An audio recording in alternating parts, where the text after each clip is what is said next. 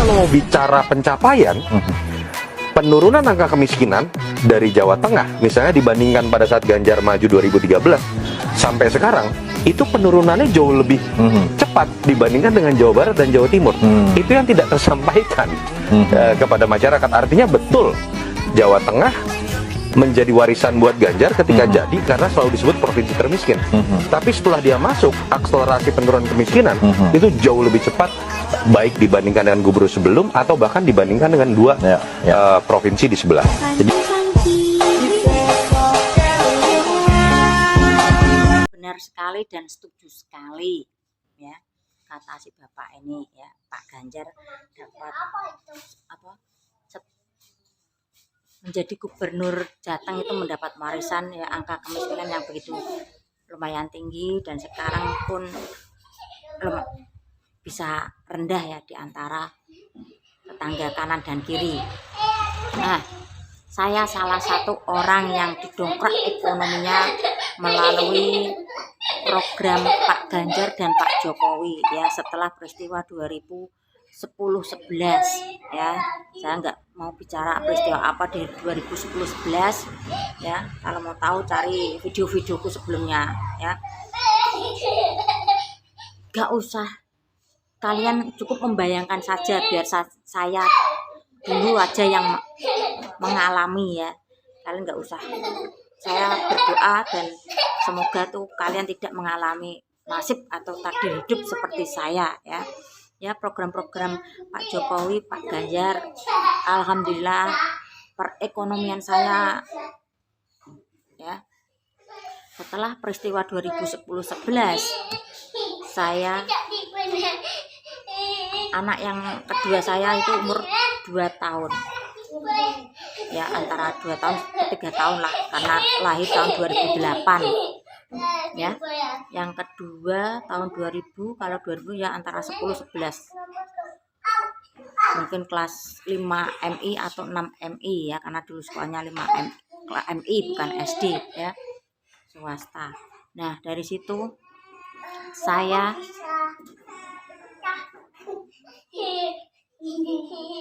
habis itu kan saya, sebelum itu kan saya di PHK dari Garmen ya. Nah, dari situ pesangon tuh sudah habis ya, karena kata adik saya ya, kata adik saya bukan kata saya itu sering ya hilang kontrol katanya ya. Akhirnya masuk di tahun 2010-11 itu ya dirawat di situ ya. Terus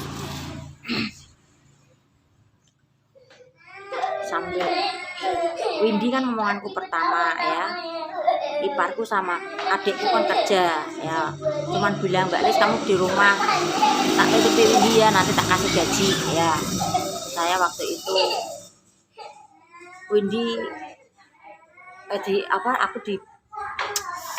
digaji sama iparku tuh 200 dulu ya, tahun berapa itu Windy tahun itu ya. Perjalanan mungkin 1 tahun atau 2 tahun saya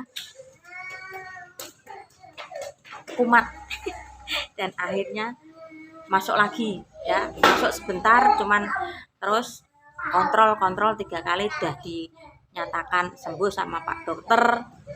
Nah, dari situ otomatis kan saya ngomong anak saya sama Windy.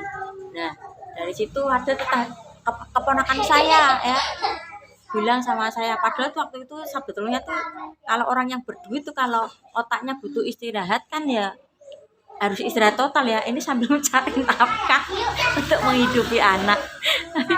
Ya Allah ya Rob ya. Nah, terus keponakan saya bilang seperti ini, kamu tak titipi 1 lagi masih sanggup nggak? Ya udah, karena nggak ada orang lain untuk ngomong anaknya ya, akhirnya saya terima.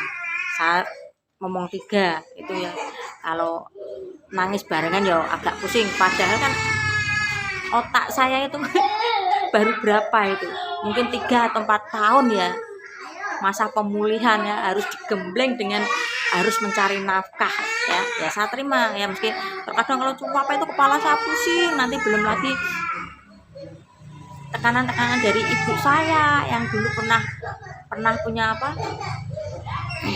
masalah sama saya karena kesalahpahaman ya. Terus yang adik saya itu yang satu kan sudah berkeluarga, yang satu masih kuliah pun sambil kerja pinjem apa itu di apa ya, BPR itu ya, digarong pinjam 10 juta belum sempat menikmati ya, dicopet. Akhirnya mengasur cuma 3 kali ya, akhirnya motor lepas ya. Ngeri sekali kehidupan masa lalu saya jalani sendiri. Saya koordinasi sama, intinya saya kerjasama sama adik-adik saya sama ibu saya. Agak susah untuk kerjasama itu ibu saya ya, karena beliau pemikiran kunonya ya. Kalau saya ngomong seperti ini nanti ibu saya itu seolah-olah pemikirannya lain, akhirnya jadi selek ya. Karena dulu ibu saya nyonya besar jadi ART ya, karena ya itu kembali lagi program Pak Jokowi yaitu KIP. Saya dulu tuh dapat dari pusat ya, karena ngirimnya lewat pos. KIP Kartu Indonesia Pintar dulu nggak sebanyak sekarang ya. Sekarang tuh banyak. Dulu tuh yang dapat tuh 4 orang di RT saya ya, anak tetangga saya, terus anak saya 2, terus anak tetangga masih kerabat juga 1. Karena kelas 4 berhenti jadinya kartunya sudah tidak berlaku, dikembalikan lagi, disuruh sekolah nggak mau, anaknya mikirnya agak kurang cepet jadi males sekolah ya. Nah dari situ saya berjuang sambil buka rental ya, rental PS. Dulu ada PS ya, dari 2 menjadi 4 ya. Ada tetangga saya yang melaporkan saya ke RT dengan tuduhan ketidaknyamanan ya. Terus adik saya dipanggil RT kan, ditantang adik saya seperti ini, Pak Bayu ki rondo gak ono sing goleke, ngopeni duit 2.000 kok ya arep dioprak-oprak gitu. Ya wis tongkut, adik saya bilang seperti ini, ya wis nek PS tak tutup kok sapa sing arep jamin keuangane Bayuku, kata adik saya seperti itu ya. Terus ada lagi oknum polisi ya datang ke sini marah-marah dengan tuduhan PS marahi maling, PS bikin anak mencuri. Ya saat marah teriak, loh Bapak, kalau mencuri tidaknya kan tergantung didikan orang tua ya. Kalau orang tua tidak benar, anaknya jadi nggak benar, kenapa harus menyalahkan PS-nya? Saya bilang seperti itu. Toh lagian saya kontrol anaknya kalau kesini pun paling uang gede itu ya 10.000 wajar lah ya kalau anak segitu. Kalau mungkin 100.000 mungkin saya masih bisa tegur uang dari mana dan dapat dari mana ya. Nah ini sebelumnya ceritaku tentang program-programnya Pak Ganjar dan Pak Jokowi. Alhamdulillah bisa meningkatkan taraf ekonomi saya yang ya uang 0 rupiah, otak pun kosong ya. Saya mulai bangkit meski keluar masuk rumah sakit itu ya sampai di titik ini alhamdulillah lah, meski sekarang pekerjaan saya ngomong ya, yang kecil tidur. Meski banyak yang bilang, momonganmu berapa mbak? Momonganku 5. Wah ngeri dong, berarti nek satu kepala 800 kali 5 berapa? Wow. Ya aku jawab, ya bisa mengalahkan gaji PNS ya, tapi faktanya nggak seperti itu. Saya jawab seperti itu ya. Ya orang tinggal melihat masa-masa enaknya tuh memang enak ya. Perjuangan masa lalu tuh seperti apa orang ya nggak tahu ya. Di sini saya masih konsisten ya, apapun resikonya saya tetap mendukung ini. Bukan karena saya dikasih kena dampak positif, dampak Pak Jokowi dan Pak Ganjar, tidak ya. Saya melihat kepribadian Pak Ganjar dan Pak Jokowi yang saat ini pun Pak Jokowi lagi slack sama partai pendukungnya ya. Mudah-mudahan bisa bisa selesai dan bisa normal kembali lah ya. Oke. Tadi yang nggak suka story masa lalu saya yang begitu mengerikan, saya pastikan mungkin cuman saya yang satu-satunya di dunia ini. Begitu ngeri cobaan-cobaan yang diberikan Tuhan kepada saya, ya saya bersyukur, tetap bersyukur dan jalani, ya.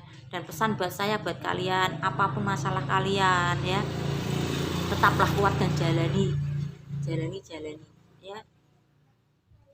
Pasti akan berhenti di terminal kebahagiaan, ya.